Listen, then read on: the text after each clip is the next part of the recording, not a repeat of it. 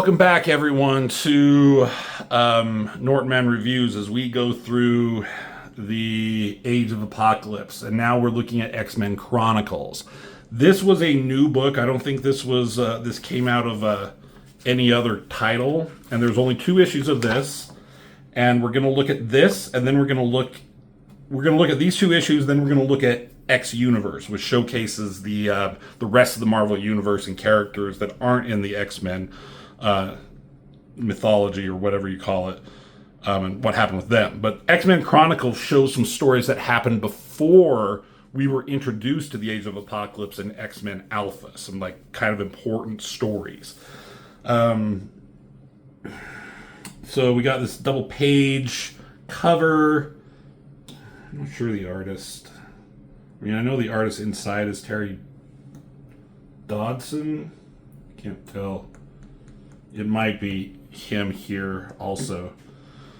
But, you know, here you got, like, there's Wolverine fighting. Who is this? It's Gideon.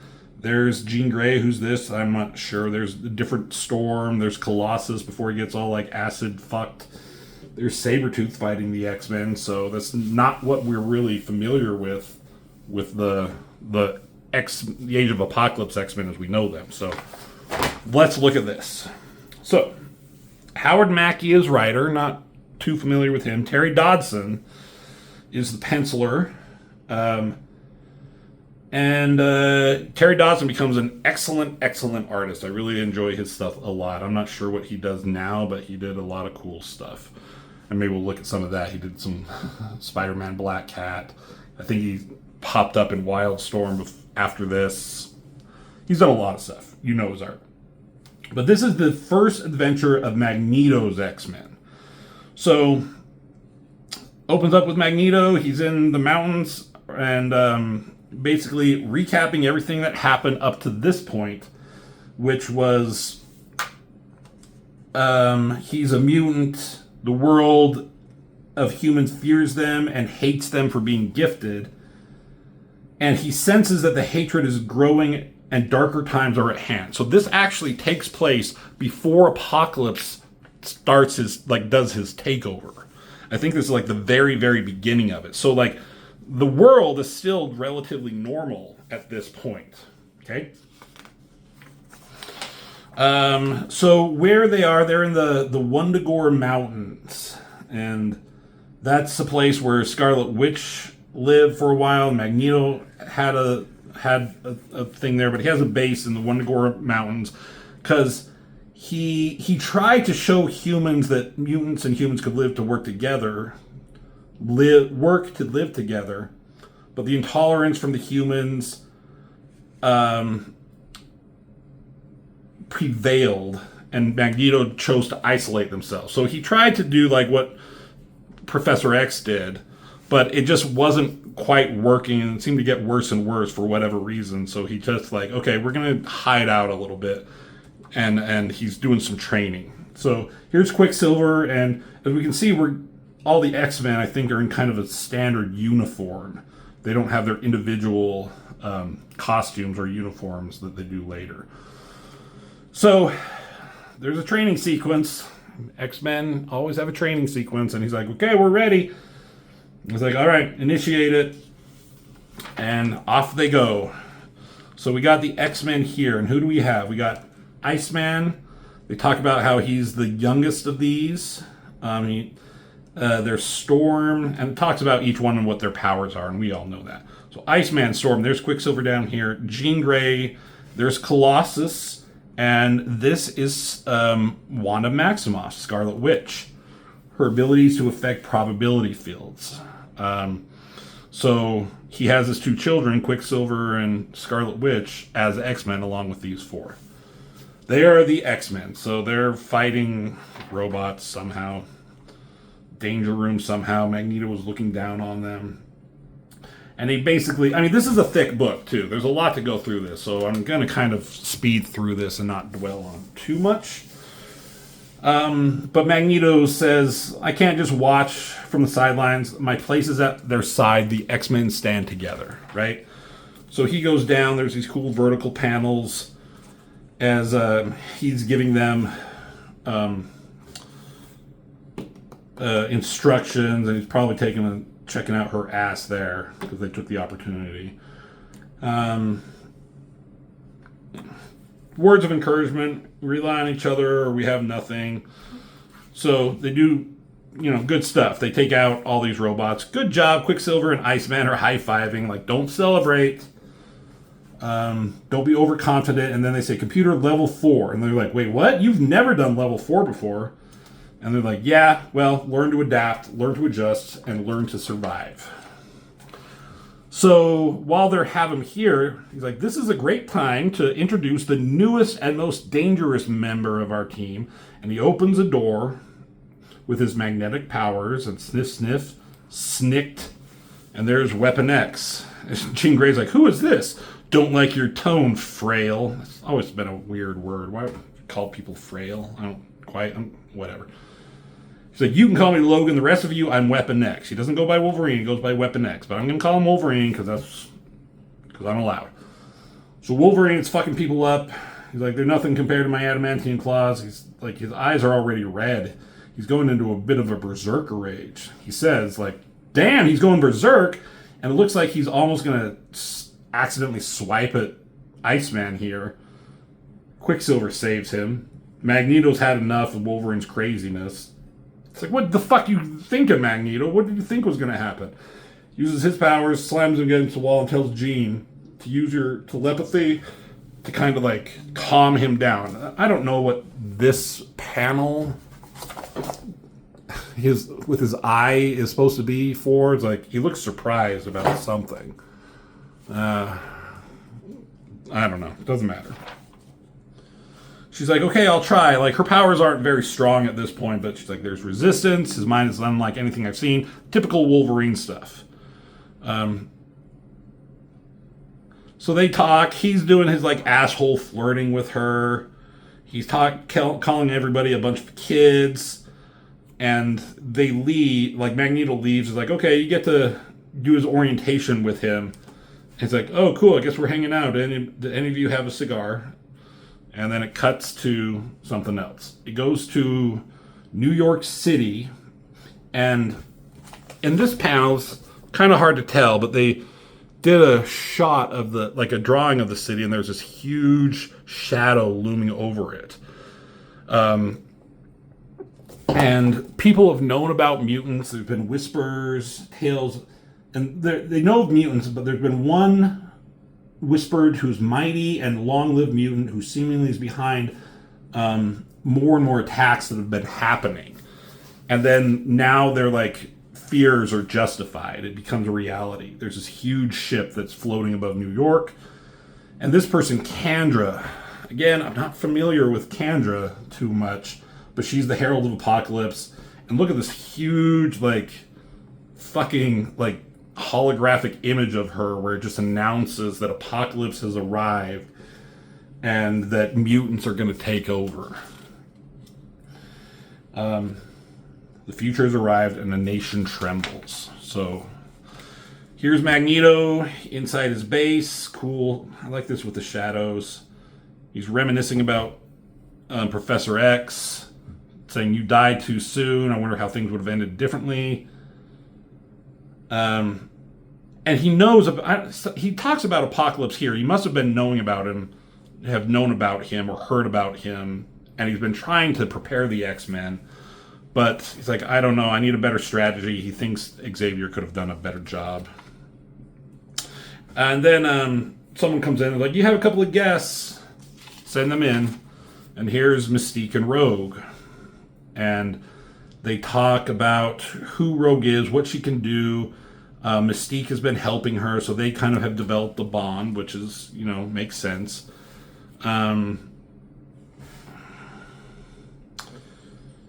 And so Mystique has to leave for whatever reason. They talk about how Apocalypse is trying to get to Rogue, but this is where she belongs. And she says, you asked for her, I found her for you, our deal is over. And she says goodbye. Rogue is sad. She's like, wait, what? Where are you going? She says, don't worry, Magneto's a good man, but he means well. And she leaves and she's crying and she, goodbye. So, sad moment. The rest of the X-Men come in. They're checking her out. Iceman defrosts. He's about to touch her. Even though he has gloves, she has like an opening on her arms where she has bare skin, right? She has these long gloves and kind of a short sleeve, so bare skin. She freaks out. Don't be don't touch me. She's afraid, like Rogue always is. Magneto's there, and he is able to calm her down and says, "We will find a way to control your gift. You're safe here. We have family." And she kind of hugs him, and we know what that's going to lead to, which is kind of creepy. Like, how old is she here? How old is he? I don't know. I don't want to know. Let's just pretend. Okay, so then we go to Cape Citadel, the stronghold of the United States nuclear defense arsenal. Now, is this, I'm pretty sure, I've never read the very, very first X-Men books, but Cape Citadel is where Magneto in the Prime Universe first attacked, and that's like in X-Men #1, I'm guessing, where the original 5 had their first confrontation with Magneto at Cape Citadel, right? I think. So now we have kind of the same thing going on here. This X-Men's first adventure, and there's another ship. Is it the same ship? I don't think so, but same thing. It decloaks and it casts a shadow over, and there's these assholes up here. Gideon, Kandra, War, Death, and then Sabretooth. I mean, there's 4 horsemen of Apocalypse. You got War and Death here. Great, there's 2 of them. Where's Famine and Pestilence? And then there's 5? Because it talks about Apocalypse's horsemen. It doesn't say 4, so I guess you could have 5. But Sabretooth is a villain here. There's Kandra, who was the Herald. There's Gideon. We know him from X-Force, and he's a big douchey nobody. War and Death, I don't know who they are besides the War and Death that Apocalypse first had.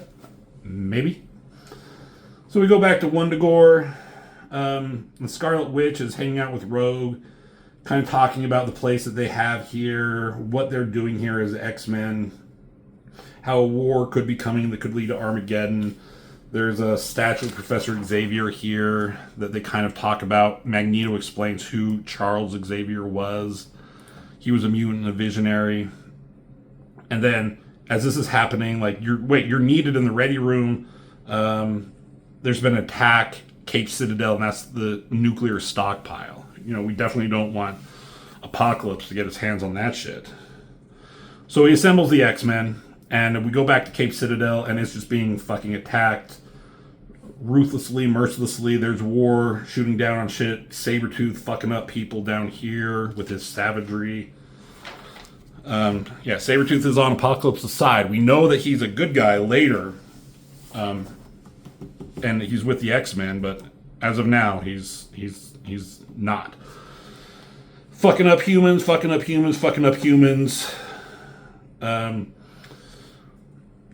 And here we go. More stuff. They have an objective and it's underground, right? Cool shot. I mean, you can see Terry Dodson and how he becomes the better artist that he is. You can still see some of his old stuff. Cool. Spy satellites working to perfection. This is Magneto watching these monitors. He's like, it allows me to witness a massacre, but one I cannot prevent. So he's like, okay, we leave for America in 5 minutes. May God have mercy on us. We have a mission.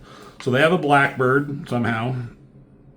Wolverine gets on. He's always still flirting with Jean Grey, wanting to help me with the seatbelt. There's fire behind those green eyes. I like that. She's like, don't call me Red. So he takes this team, but he leaves Scarlet Witch behind. Take care of the students, take care of the school. So beyond these X-Men, they have a whole bunch of other young mutants at the school.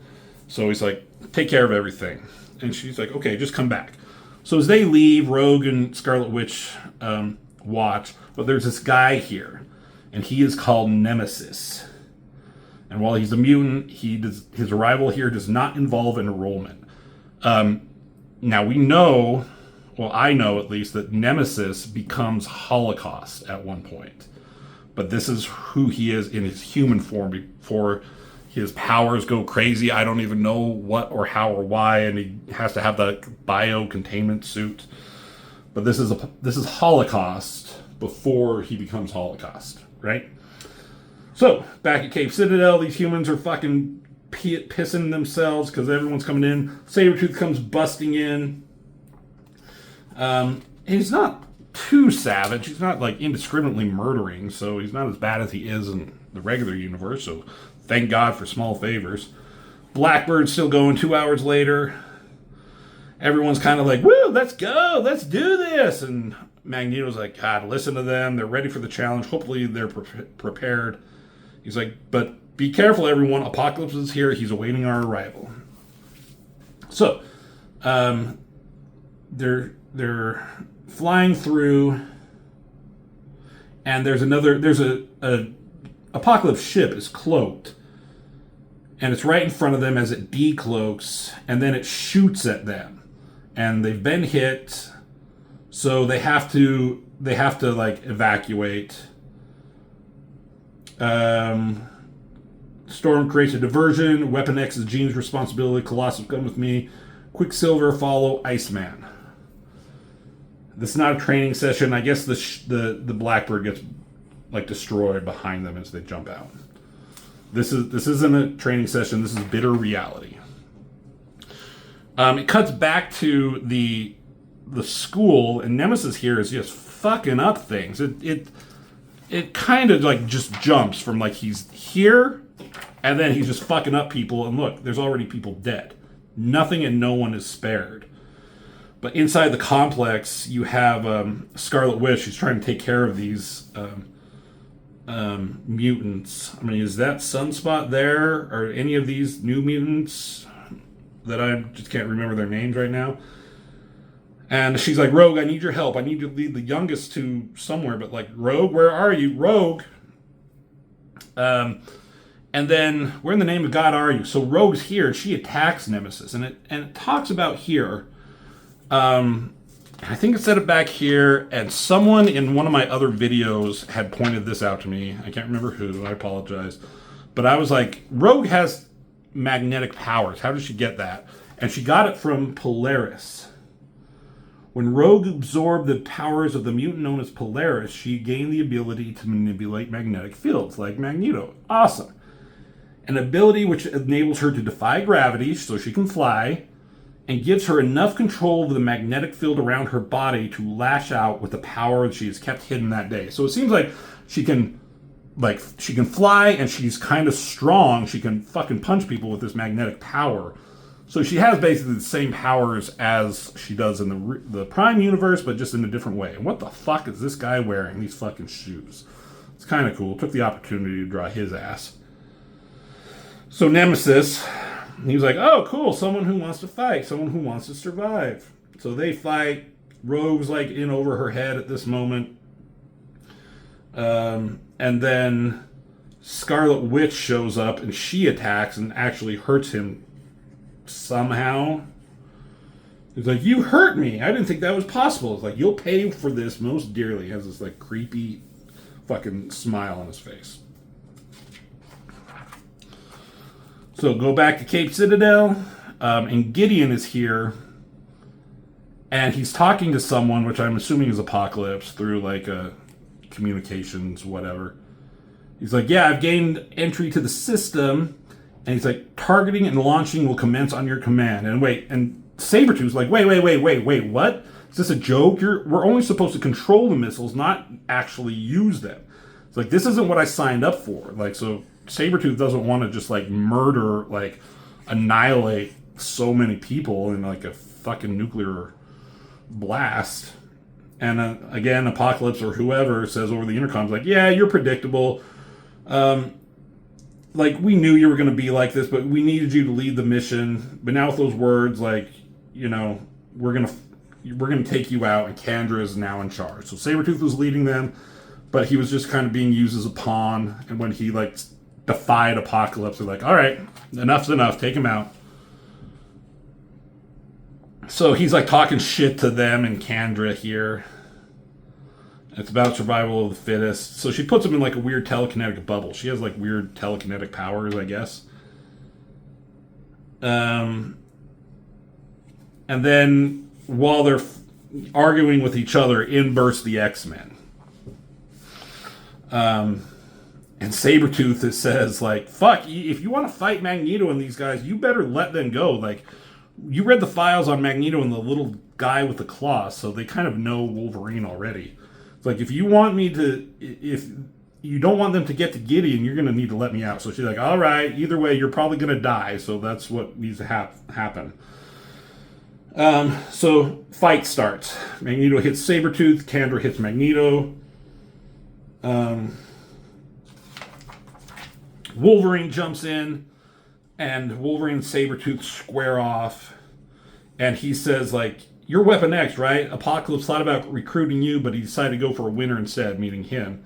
So Wolverine and Sabretooth, they have a classic, like, stare down, and they start fighting. They get right into it. Wolverine slashes at him. He's like, fuck. Nice, but, like, I can dish it out too. Swipes at him across his face, and those are cute little claws, and Wolverine does this cute little kick at him as they fight. Let me show you what Berserker Rage and some adamantium can do to a body. So they're going at it.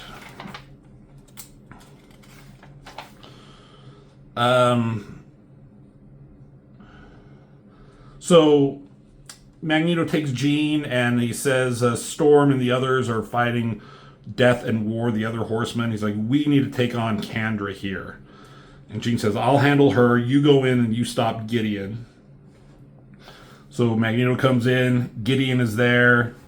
And he's like, hey, I recognize you. Because like Magneto and Apocalypse were basically trying to recruit the same people at the same time. But Gideon decided to go with Apocalypse instead. And Magneto attacks him with his magnetic powers, but he attacks back. And he's like, wait, I can't move. How is that? He's like, I absorb your powers against and amplify them, and I'm using them to crush you. So Gideon used his powers to use Magneto's powers against him, I guess. So, this is funny. I have never before risked summoning lightning against a human being. I pray to the goddess I have not killed Death. Okay. So, Storm takes out this Death chick. Iceman's fucking up War here, and Colossus comes and punches him in the fucking face. And there's Apocalypse ship, and it begins its descent. Wolverine and Sabretooth are fighting as fire is, going off around them. Wolverine gets on him, pops his claws right into his fucking stomach, abdomen, whatever.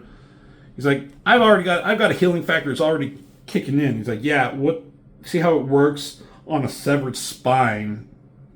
And he puts his claws into his, cuts his spine, I guess. That's gonna fuck up somebody for a little bit at least.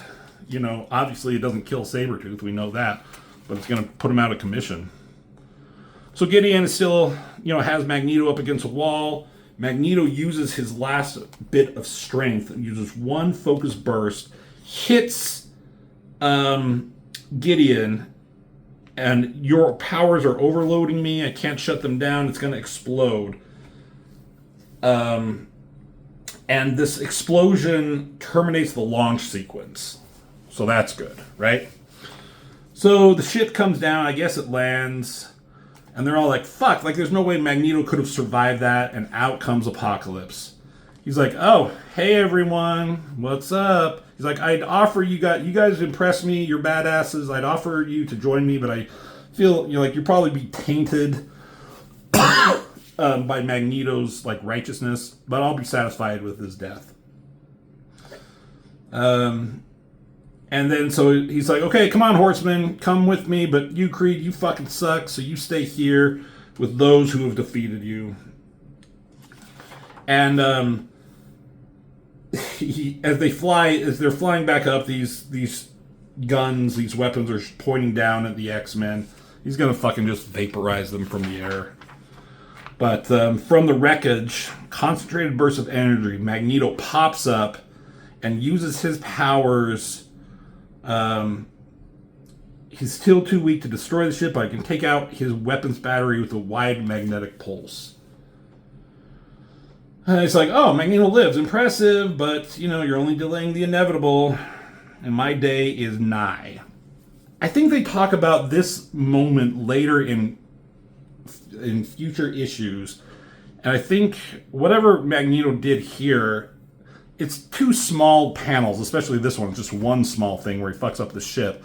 But I guess he had to use a lot of his power, which kind of weakens him even later in life. He doesn't have as much magnetic power as he once did here in current issues, which comes into play a little bit. So they save the day, and Magneto's like, cool, you did well. Let's go home. Let's bring Sabretooth too, I guess. He's like, but Apocalypse is the reason I put you all together. His madness is just beginning. We must prepare, but for now, let's go home and have some peace. Home to Wundagore. But this kind of sucks. So while all that was going on, the stuff with Nemesis attacking was also going on, right?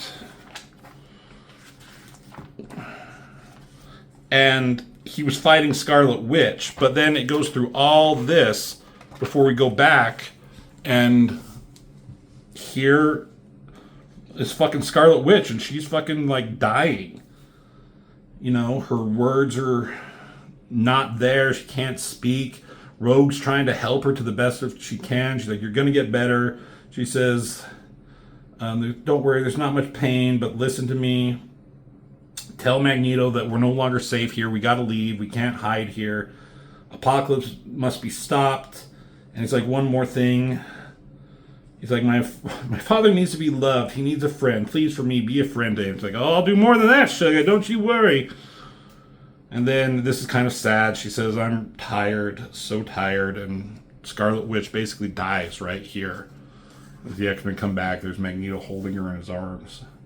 So it was the X-Men's first mission, but while they were gone, fucking Holocaust, known as Nemesis at this point, fucking kills his only daughter. Through the tears and the anger, through the self-recriminations, he knows that the X-Men course has been clearly set today. For Wanda, for the world, the dream will live on. That's the end of that. So I actually kind of like this story. It was kind of fun seeing the X-Men's very first mission and what happened to Scarlet Witch, and it's kind of a very sad, somber moment. And you just see the beginning of Apocalypse before he starts taking over. And then there's some cool, just an X-Men gallery. There's Magneto and Rogue with their son there. That was drawn by Tom Grummett. Weapon X by Jay Lee. I fucking love this picture of Jean Grey. I mean, she has these really skinny waists, these really long legs. But her pose there I like, and I really am just digging that shot of her head, of her face. Just how he draws the minimal stuff on her nose, just these 2 little dots. Where is it? These 2 little dots there. And Wolverine looks fucking cool. Or Weapon X. Look at those fucking claws. Those are not fitting inside his fucking arm. Factor X. This is Brian Hitch. I know he did some stuff for Marvel.